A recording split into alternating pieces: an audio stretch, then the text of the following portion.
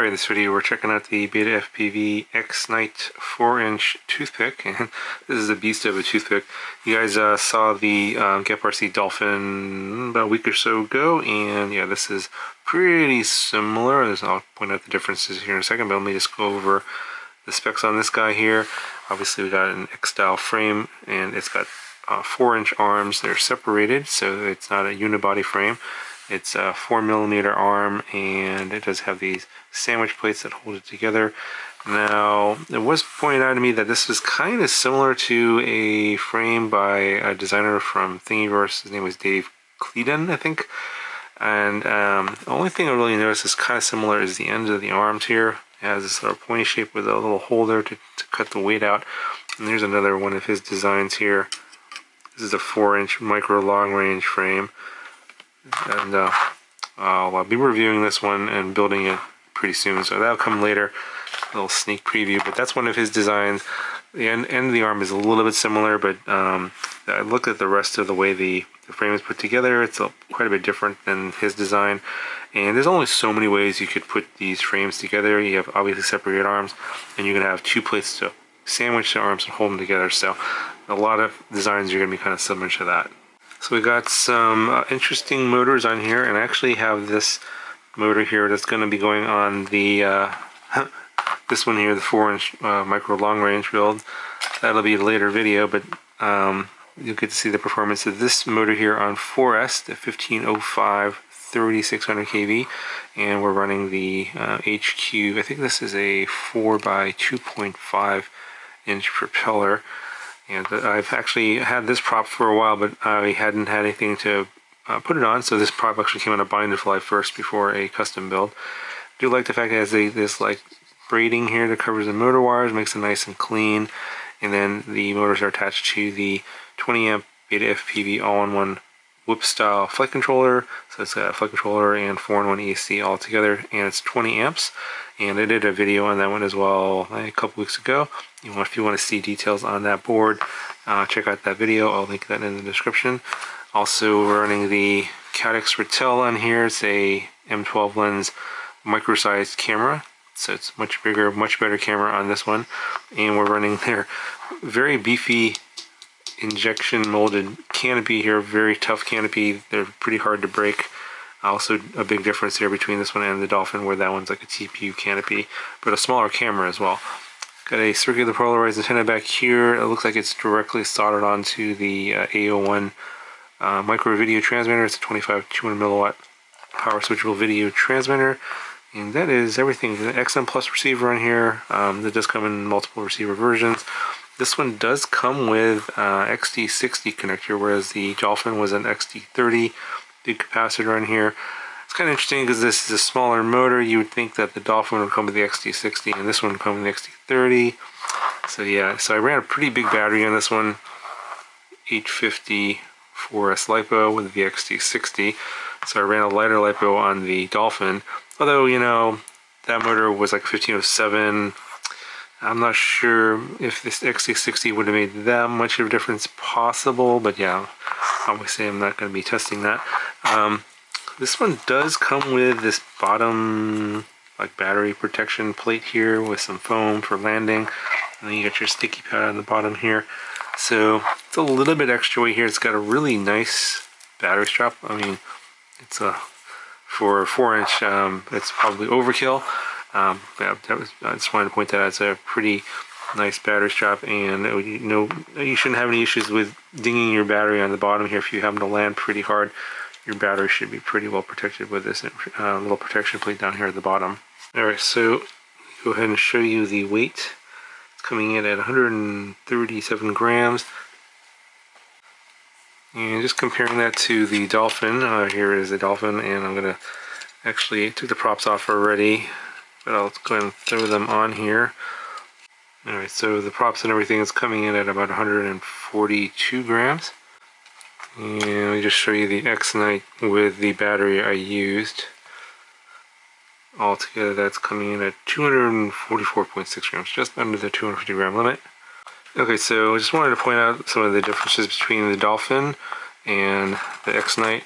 So this was a 1505 motor here at 3600 kV, so it's a lower stator. Still 15 size motor, but it's running the T-style prop. It's only bibladed, not tri-bladed. So this one here, I think, is a HQ 4x4.3x3, so much more pitch on this one. That's also 3-bladed, and we're running a pretty beefy motor here, 1507, but it's only 3200 kV on this one. So I think that's why this one was pretty efficient for the size. So I did feel like this had a little bit more top end on, because it's a bit taller stator, but the kV is also a bit lower as well.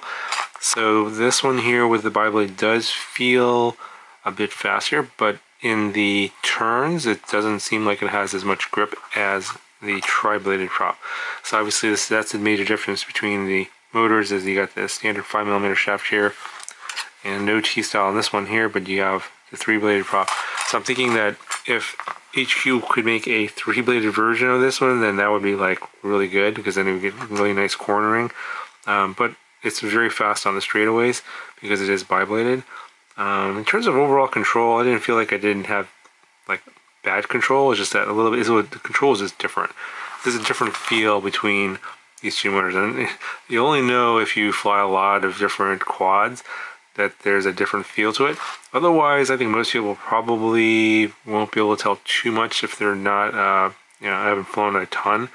So, you know, if you're looking at these two and just kind of deciding which one to get, it kind of, in terms of power and speed and all that, in terms of racing, not a whole lot of difference. Just the way it feels is a little bit different because of the way the kV the motor is and the props that they're using. So I think it's really going to come down to, you know, which camera you're going to like better. You know, the Ratel I think is better than the, I think it's an EOS 2 on here. I think you have a little bit better camera protection on here, and circular polarized antenna on the BetaFPV model, whereas on the Dolphin you have the whip antenna. But it is a little bit lighter, I guess, in that sense, less antenna to carry around. But then you have an XT30 over here. So if you're thinking that you're going to be drawing a lot of amps, if you're doing mostly like kind of drag racing kind of thing where you're drawing a lot of amps out of the motor, then maybe the XT30 you might want to switch that out.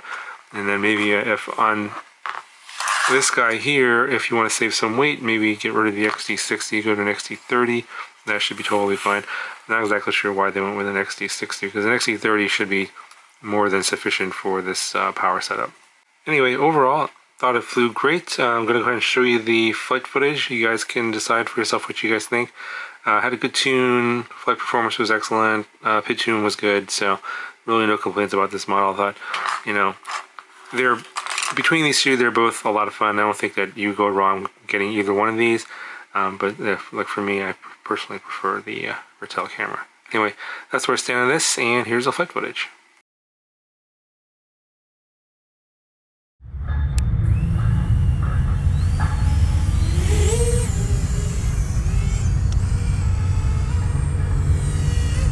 Alright, just flying this totally on stock settings, stock rates, haven't changed anything, just pound up the receiver. Yeah, this definitely feels a lot different than the Dolphin, obviously because it's bibladed and different motors, 1505 props, 1505 motors and biblade props.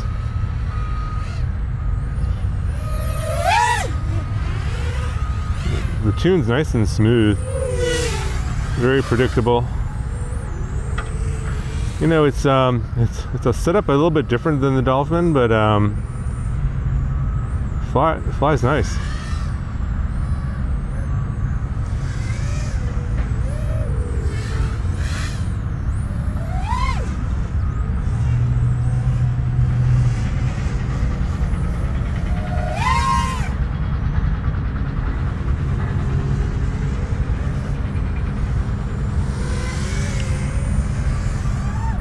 It's a little louder than I was expecting, being bibladed.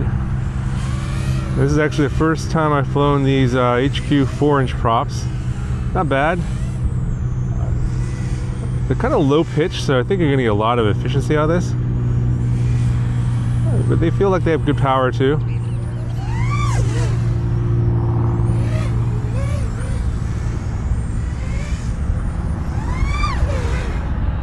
think the min throttle is a little bit high. You can kind of hear it. It's generating some prop wash when I do the split S right there.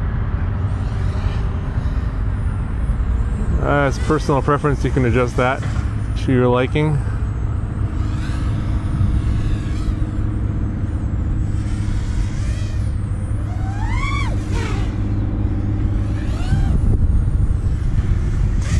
It can be pretty fast. Let's take it down this way. Let's do like a full speed pass here. And that's pretty fast. Got a little bit of a little, I guess, a little vibration there at full throttle. You may want to adjust your TPA. If you're going to hold your full throttle for a little longer. Wow.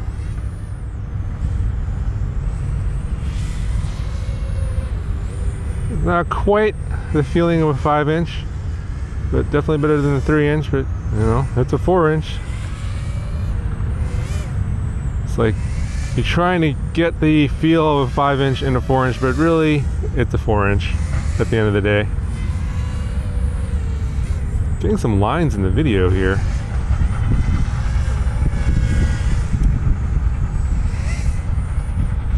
Yeah, they're definitely ESC related lines, I can tell. I'm not sure if that's going to come out in the DVR recording or not, but I can see it in the goggles. It's not terrible.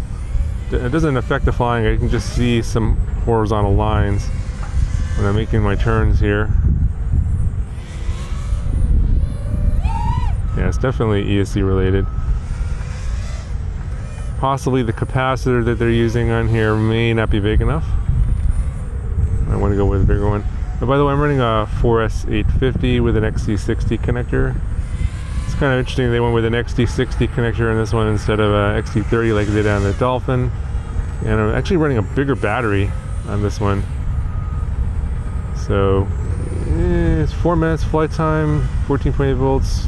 Probably get at least 5 minutes of flight time, I'm thinking, if you're just kind of cruising around, which isn't bad.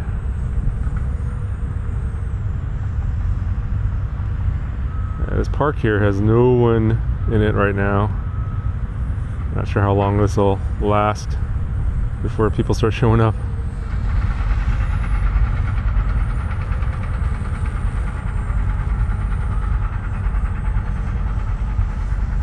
But all the trees are basically scraggle.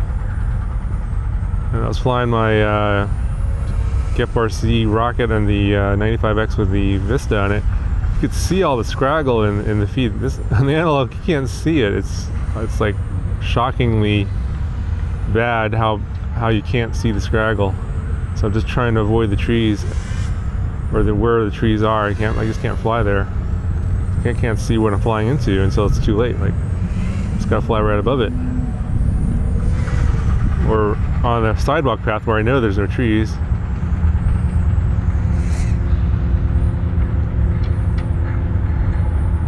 If you guys haven't seen the previous videos I've flown here with the DJI systems, check out my previous videos. You'll see the difference in what you can see in the video. It's quite remarkable. Anyway, I think you guys get the picture of how this one flies. 5 minutes and 40 seconds of flight time. 6 minutes definitely possible for sure. Let me know what you guys think of this thing. It's pretty awesome. Talk to you guys later.